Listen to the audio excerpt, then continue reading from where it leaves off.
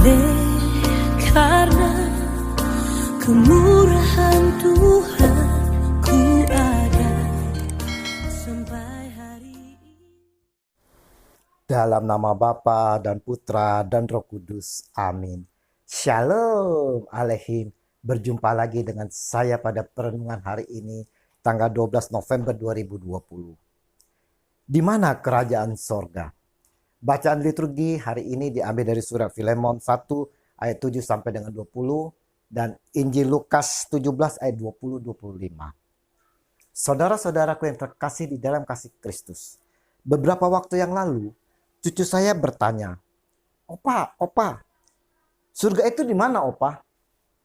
Di atas langit kah? Lain lagi pertanyaan dari seorang sahabat saya di luar sana. Tanyanya, Pak, bagaimana bentuk surga, Pak? Seperti pemerintahankah? Dan lain lagi saudara-saudara dengan pertanyaan orang-orang Farisi kepada Yesus. Atas pertanyaan orang-orang Farisi, apabila kerajaan Allah akan datang? Dari ketiga pertanyaan ini saudara, dapat dijawab oleh Yesus dalam Injil hari ini. Kerajaan Allah datang tanpa tanda lahiriah. Lukas 17 ayat 20.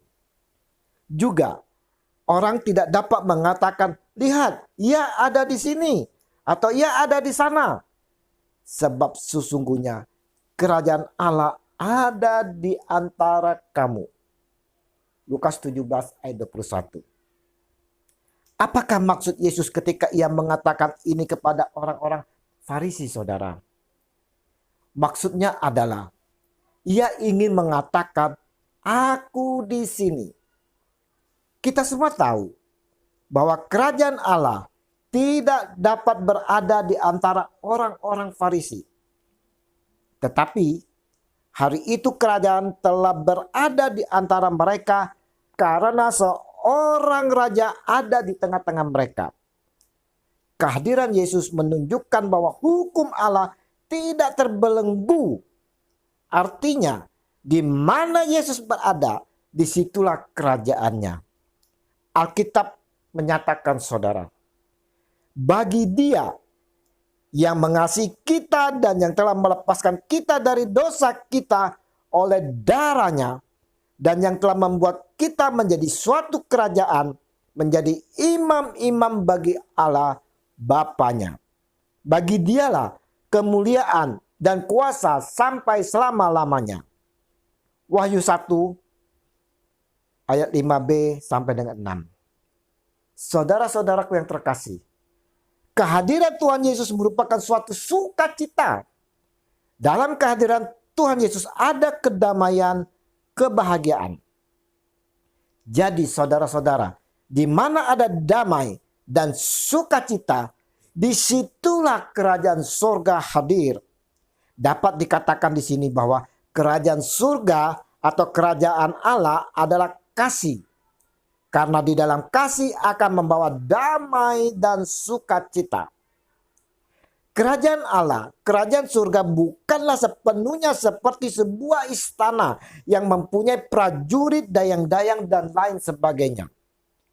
Kerajaan Allah bukanlah istana yang megah, pelayanan yang istimewa atau kenikmatan yang berlimpah.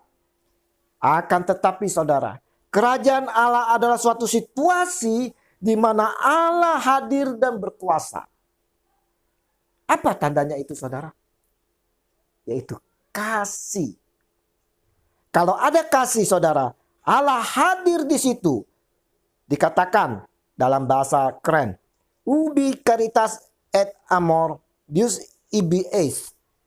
Maka kita tidak usah khawatir dan bertanya-tanya lagi, kapan kerajaan Allah datang? Kalau kita mengamalkan kasih, kerajaan Allah datang saat itu juga, saudara.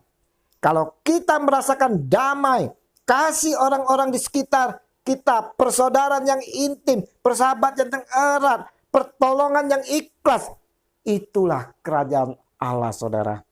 Kita tidak bisa menunggu suasana seperti itu datang. Kalau bukan dari diri kita sendiri, saudara. Dari diri kita sendirilah yang pertama-tama harus memulainya. Nah, saudara-saudaraku yang terkasih, sudahkah kita menjalankan tugas menghadirkan kerajaannya? Sesungguhnya saudara-saudara, kerajaan Allah ada di sekitar kita, bahkan di dalam hati kita, saudara. Orang dunia akan melihat kerajaannya ketika ada buah roh dalam kehidupan kita yang menunjukkan bahwa hidup kita bukan kita lagi, melainkan Kristus yang hidup di dalam diri kita. Jadilah pembawa damai, saudara-saudara. Semoga kita dapat menciptakan kehadiran sorga di tengah kehidupan kita, di sekitar kita, di lingkungan kita. Kemuliaan kepada Bapa dan Putra dan Roh Kudus, seperti pada permulaan, sekarang, selalu, dan sepanjang segala abad. Amin. Dalam nama Bapa, Putra, dan Roh Kudus. Amin. Shalom.